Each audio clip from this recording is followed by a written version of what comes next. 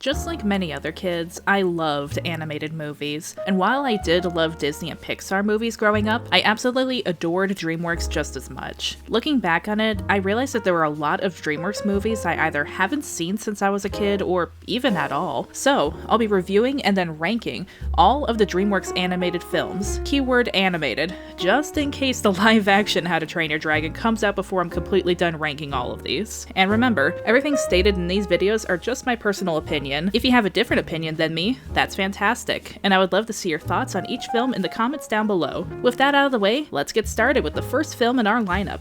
Madagascar, released in 2005, oh my god, I feel old, was one of those movies I was absolutely obsessed with as a kid. I figured upon my rewatch it would most likely be a pretty decent movie for kids still, but that's about it, since I haven't seen it in a while. But actually, it held up much better than I anticipated. The basic story stars 4 friends at the New York Zoo: Marty the zebra, Alex the lion, Gloria the hippo, and Melman the giraffe. Gloria, Alex, and Melman are pretty content in their lives at the zoo, especially Alex, as he is arguably the most popular animal at the zoo. But as Marty's 10th birthday comes around, he wants more out of life and desires to go to the wild. So, Marty breaks out of the zoo and tries to go to the train station, and when his friends break out to try to bring Marty back, the animals are detained and crated to be shipped off to a wildlife preserve. However, after some mishaps, the 4 friends end up falling from their boats and washing onto the shores of Madagascar, where their friendships are tested and they come across some very eccentric lemurs led by King Julian. I think what I enjoyed the most was the animation and the visual gags of the film. The animation is really snappy and accentuates the comedic timing. There's also just great little jokes in the background, like Melman's crate clearly being put upside down, the poor guy.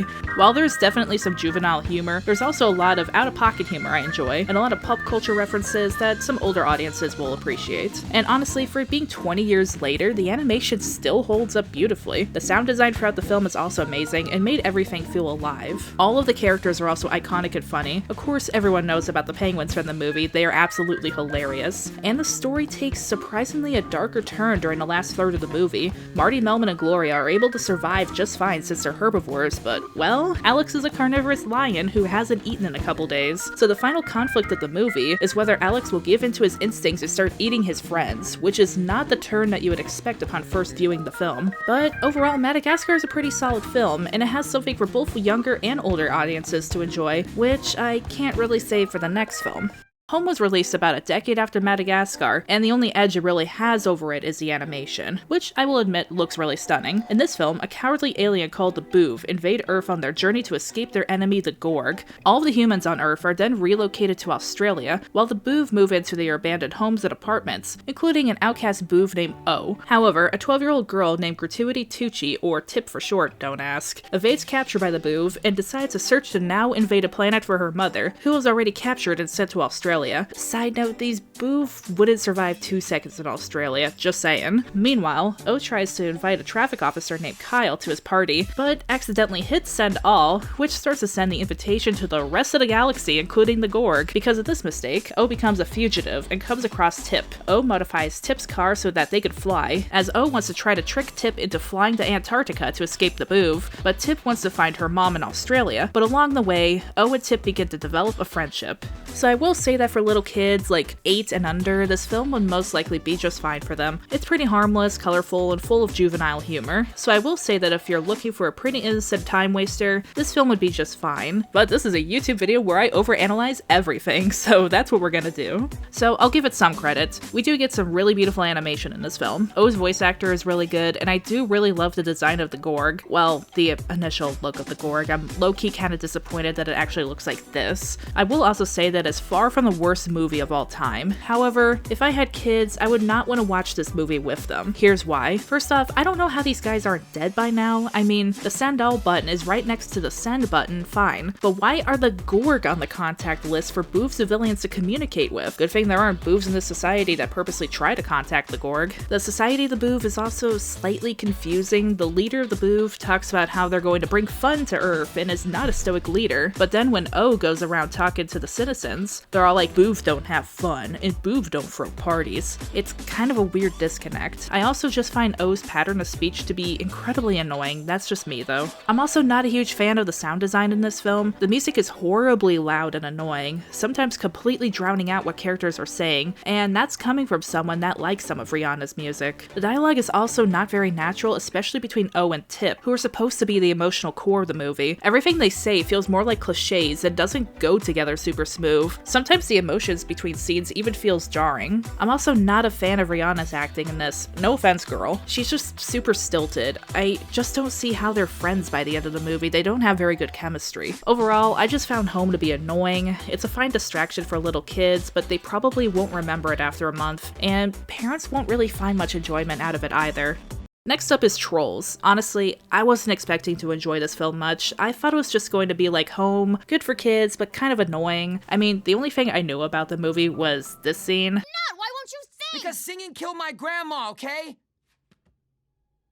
Now leave me alone. So I didn't really expect much, and don't get me wrong, this is definitely a film more so for little kids than older audiences, but I actually enjoyed the movie more than I thought I would. In this world, trolls are perpetually happy creatures that spend all day singing, dancing, and just having a plain old good time. A miserable race of creatures called the Bergen believe that the only way that they could be happy is by eating a troll, so they capture them and eat them every year on a special occasion called Trollstiffs. Under the rule of King Peppy, all the trolls manage to dig out a hole from under the city and escape, evading capture from the Bergen for 20 years. To celebrate the 20th anniversary of their escape, Princess Poppy decides to throw a massive party for all the trolls, which a cynical troll named Branch warns her that it could give away their location. And, well, she should have listened, because the ex-royal Bergen chef ends up finding them and abducting some of the trolls. The rest of the trolls take refuge in Branch's bunker, despite his protests, and Poppy sets off to rescue her friends, Branch eventually joining along to escape his crowded bunker. When Poppy and Branch get to the Bergen castle, they also team up with a scullery maid, Bergen, named Bridget, and it becomes a race against time for them to save their friends and prevent the rest of the troll colony from being eaten for Trollstiffs. Now, don't get me wrong, this is definitely made for younger audiences. There is a lot of juvenile humor mixed in there, a lot of bright colors, things like that. But if you're gonna be a parent watching this with your kids, there's actually a couple things in there for older audiences to like too. I actually like the music for this film. It's a pretty decent jukebox musical. I also really like the felt aesthetic of the film and just the overall world design. The main leads are also very likable and add a fun dynamic, even if it's a dynamic that's been done a lot. I also really appreciate the dark atmosphere from the Bergen Kingdom, and I like the arc with Bridget as well. I will say that I probably enjoyed the second half more than the first, but I think the youngins at home will enjoy this film overall. But honestly, I'm glad I saw the film at least once. It's a fun little family film, and it isn't going to annoy parents too much. I wouldn't say it's the best of DreamWorks lineup, but it's still pretty good. Next up is The Cruds, which honestly is a movie that grew on me a little bit more than the first time I saw it years ago. This film follows a family of cavemen named the Cruds, which consists of the dad named Grug, teenage daughter named Eep, the wife named Uga, the son named Funk, the grandmother named, well, Gran, and the baby named Sandy. The family lives every day the same, hide in the cave at night or when it's dangerous, then go out hunting in the day, but never too far from home. Eep and Grug constantly butt heads as Grug tries to hammer in that everything new is dangerous, while Eep is curious and wants to see more of the world. One night, Eep sneaks out and meets someone named Guy, who shows her not only fire, but more of his other inventions, and also tells her that a massive earthquake and volcanic eruptions are coming, and she and her family need to head to higher ground.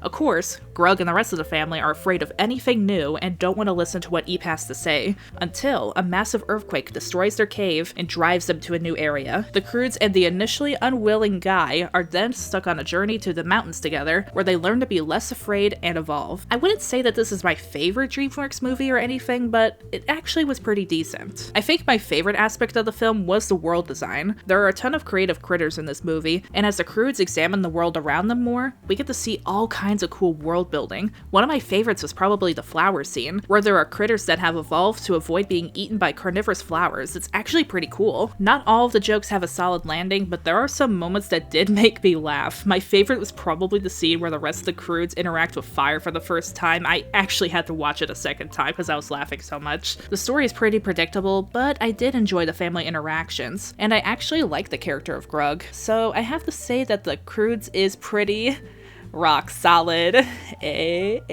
Oh, brother, this guy stinks! Next up on the chopping block is Abominable. In this one, a girl named Yi lives a busy life and neglects spending time with her friends, mother, and grandmother after the death of her father. She's also a violinist like her father, and is saving up money to go on her father's dream trip in his memory. But one day, she encounters a baby Yeti that escaped a research facility owned by Mr. Burnish, who wants to prove the existence of Yetis to the world and only cares about money. Yi, after learning that the young Yeti wants to reunite with its family on Mount Everest, decides to name the Yeti Everest. Eventually, Mr. Burnish's forces are about to catch Everest. Yi and Everest flee together with two other kids in the apartment building, Peng and his older cousin Jin. The three kids in Everest are now on the run to try to get Everest back to the mountains before Mr. Burnish and a biologist named Dr. Zara can catch them, and they also learn some of Everest's magic abilities. So visually, this film is absolutely gorgeous. The scene with the Lashana giant Buddha is particularly memorable to me with the scale of the scenery and the texture of the rocks and foliage surrounding everyone. I will also give credit to the violin score of the movie, and it's also nice to see some movies about different cultures for kids in America to watch. Now, I will say that the biggest flaw of the movie is being kind of boring and predictable. You can predict just about every plot point of this film. The only one that I didn't guess was that the cold businessman Mr. Burnish actually had a soft spot for animals, and Dr. Zara really couldn't give a crap about animals, but it's also just one of those twist villain tropes that aren't foreshadowed very well, and we just end up with two characters with two very different personalities in the final act for the sake of having a switcheroo. So this movie didn't really do anything to stand out from other films, and doesn't really have much for older audiences, but if you just want a nice film to add to your kids' library, this really isn't bad for that. Though I do have one question for this movie.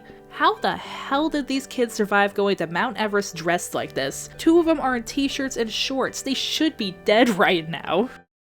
Okay, next up we got... Okay, let's get this over with. Boss Baby. Tim Templeton, a 7-year-old boy with an overactive imagination, has his whole world thrown upside down when his baby brother arrives. The baby acts normal in front of his parents, but Tim finds out that the baby walks and talks like an adult when the grown-ups aren't around. Tim and the baby originally don't get along, especially since Tim is jealous that he doesn't get nearly enough attention from his parents as he did before. However, the two decide to work together when the baby reveals that once he is done with his mission at the Templeton household, he will leave. What is his mission? To find out what new puppy is going to be released at Puppy Co., the place that Tim's parents work, since puppies are taking away love from babies. So it becomes a race against time to find out what the new puppy is and stop distribution. Or else people won't want babies anymore, I guess? Okay, so the positives first. I will say the voice acting is actually pretty good. That's pretty much about it, though. Alright, so the film is really weird and confusing. In the beginning, and through small parts of the film, it seems like all of this was just Tim's overactive imagination. He was probably jealous and not too happy that he had a baby brother, but then eventually started to get along with him, and this was just a story he told himself. But no, it seems like this is actually happening. There is actually a baby corp in the sky, and the boss baby actually walks and talks like an adult, especially since it seems to be confirmed in the sequel to the movie, which if that's the case, I want to know what happened to the baby that Tim's mom was pregnant with. Other than that, there are a couple jokes that made me exhale from my nose, but most of them didn't make me laugh. Most of the jokes are typically juvenile humor, and I had way more bare baby butts shoved in my face watching this movie than I ever wanted to see. I'm sure little kids will like it fine, but in my opinion, there are much better DreamWorks movies out there, like the next one. I'm sure most people know the story of Kung Fu Panda by now, but I'll go over it quickly. Master Oogway gets a vision that Tai Lung, one of Shifu's former students that's extremely dangerous, is going to escape prison. Oogway and Shifu decide that in order to stop him, they need to choose someone to be the Dragon Warrior, which of course, Shifu assumes will be one of the Furious Five, who are not only his students, but also 5 of the greatest Kung Fu warriors in all of China. However, Po, a panda who is a huge fan of Kung Fu, gets chosen by Oogway to be the Dragon Warrior, much to the dismay of pretty much everyone. Shifu then tries to push Po into quitting Kung Fu. Meanwhile, Tai Lung escapes from prison and is on his way to learning the secrets of the Dragon Scroll, so he could become the Dragon Warrior instead. First off, I absolutely have to praise the animation, choreography, and composition. The fight scenes are thrilling and well coordinated. The scene on the bridge and the fight between Shifu and Tai Lung stand out especially. We also get beautiful colors, scenic shots, and dynamic composition throughout the film. The characters are all memorable and iconic. You understand why the Furious Five feel so angry at Oogway's decision, but you also feel sorry for Po for how harsh everyone is towards him. Even Tai Lung, the villain of the story, you do understand why he crashed out, even if his actions are not justified. We also get a fantastic message about finding your own strength, and how you don't need some secret ingredient to be special. We also get to see Po and Tai Lung's reaction to this when they find out that the scroll is blank. Po ends up content, as he's learned to find peace with his inner strength and be happy with himself. Meanwhile, Tai Lung feels even more lied to. He wasn't content with himself or his strength. He was aiming for a position that he now sees as entirely worthless. While we do get a lot of funny scenes, especially with Oogway, the dude is hilarious, I do think it leans a little too heavy on the fat jokes, which I understand why. The Furious Five and Shifu are pissed, and the biggest thing they can attack Po on is his weight, no pun intended. But I do wish that they could have gone a little bit lighter on the Po is fat jokes. However, Kung Fu Panda is still a fantastic movie. Both younger and older audiences can find something to enjoy here, and I think this movie will still be a joy to watch even decades from now. Now, we have a movie that I haven't seen in years before now. Spirit, the Stallion of the Cimarron. The story of this movie is pretty simple. Spirit is a horse who has lived his whole life free in the Wild West. However, white settlers are starting to expand into the West, which leads to his capture. Spirit is freed by a Lakota man named Little Creek and forms a bond with him and his horse Rain before trying to find a way back home to his herd. There's two things that I love the most about this film. The first is the animation. The scenic shots and cinematography is gorgeous, and the horses are extremely hard animals to animate, and they did an amazing job animating them. The second thing I really love is that this is an animated film about a horse where they don't have the horse talk, and they don't lean heavily on the narrator as well. For most of this movie, they have to convey how these horses are feeling through their facial expressions, body language, and vocalizations, which it's very impressive how well they pulled it off. I will say it is a pretty simple and predictable story, which for this film is perfectly fine. I think the main thing I don't like about the film, and I know I'm probably gonna make some people mad with this, is the soundtrack. Not the instrumentals, those were perfect, but I wasn't a huge fan of the songs by Bryan Adams. No offense to the guy, he's a good singer. The songs weren't bad, but for me they just kind of took me out of the moment, and I think instrumentals would have fit the tone of the movie a lot more. And there were some moments of the movie where we just had Bryan's added songs back to back way too close. Other than that, this is a classic movie. It's well animated and still worth a watch for young and old audiences today. Next up we got... Well, I think everyone knows this movie, not necessarily for good reasons though. In B Movie, we followed the life of Barry B. Benson, who has just graduated B College and is about to go into the field of making honey. However, after learning that he has to pick one job and work the same job until he dies, he has a crisis and decides that he needs to at least see the outside of the hive. Out there, he meets a woman named Vanessa, gets the hots for her, and breaks the 1B rule of never talking to humans. The two bond, and then Barry is shocked when he finds out that humans eat honey. After that, he proceeds to sue the human race so they can't take honey from bees, which has huge unintended consequences. Okay, I'm gonna be blunt. This movie is really weird. It's almost like 3 different movies crammed together into a fever dream. We have the first part of the movie, which is a story about someone wanting more than what their society expects of them, wanting to go out and explore before they're stuck in a single job for the rest of their life. Then we have the next part, which sets up a forbidden romance between a bee and a human, which can I say is really weird? Then he goes to sue the human race and causes an apocalyptic scenario. The structure is just really odd, and sometimes they almost seem to forget different plot points. And while I did laugh a few times, for the most part the movie isn't that funny. Some parts are even a little weird, awkward, and outdated.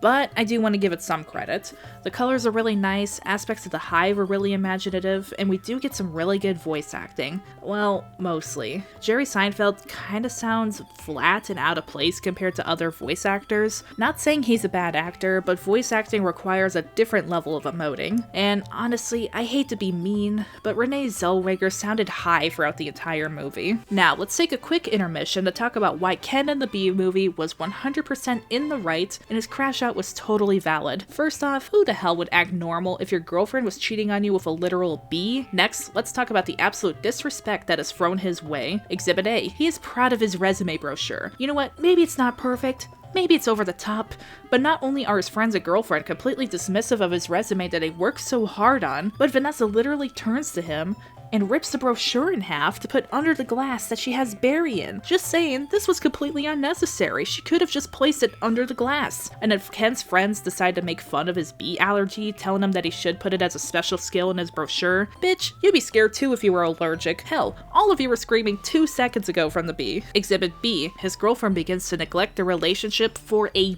bee, leaving Ken without yogurt night. Exhibit C, Ken's breaking point. Not only is dinner put away before Ken can make it to Vanessa's apartment, not only does she make it a point to say that using chopsticks is not a special skill to put on his brochure. I mean, come on, lady, I doubt your white ass can use chopsticks. But she allows Barry to use his razor. Ken does end up snapping and tries to kill Barry, which is honestly completely valid, and then Vanessa breaks up with him over a fucking bee! Honestly, Ken is the only normal person in this entire movie. I hope he finds a better friend group and a better girlfriend. But to wrap it up, while I enjoyed this movie okay as a kid, it doesn't hold up to me personally now. I know it has some meme status, so if you want to go check it out for that reason, go ahead. Or if you're feeling a bit nostalgic, but to me personally, this isn't DreamWorks' strongest work. Next up is probably one of my favorite DreamWorks movies, How to Train Your Dragon. Fun fact, when I first saw it in middle school, I hated the movie because it was completely different from the book series, which I was completely obsessed with as a kid, also because I was a stupid preteen that didn't know any better. But anyway, this movie is about a village of Vikings who have a pretty bad pest problem, as in dragons keep stealing their livestock and burning down their buildings. Hiccup, the son of the Viking chief Stoic, wants to prove himself as people in his village just see him as a weak loser, so he shoots down the Night Fury, a legendary dragon no one has even seen. However, when he hunts down the incapacitated dragon, he finds himself unable to kill him and sets the dragon free. Meanwhile, Hiccup is thrown in training so that he and his peers can be ready to join the war against dragons. As the days go by, Hiccup spends more time with the Night Fury, which he names Toothless, slowly learning that there are more to dragons than what the Vikings initially thought. If you were to pen down the story's bullet points on paper, this would sound like a rather predictable story. However, what makes it good and unique is how they take the time to let scenes sink in. You get to see Hiccup slowly learning more about Toothless, and the two open up more to each other. They don't rush from one scene to the next. Characters take time to talk, feel the emotion of the scene. There's just room to breathe and take it all in. Everyone is really likable in this movie. The animation is also fantastic. The flying scenes are so cool. You really feel like you were on this dragon, soaring through clouds and rocky cliffs. The dragon designs are so creative, and honestly, I wish there was more time to see more of them in action. Luckily, we do get to see some of them in the show. Honestly, other than a bit of predictability and tropes in the movie, I really don't have any complaints. And even with this downside, it feels original and fresh with how they execute the movie. If you're going to see any DreamWorks movie, I highly recommend this one. Oh, and huge apologies to my fiance. I gave her emotional whiplash by first showing her Bee Movie and then showing her How to Train Your Dragon, which made her cry.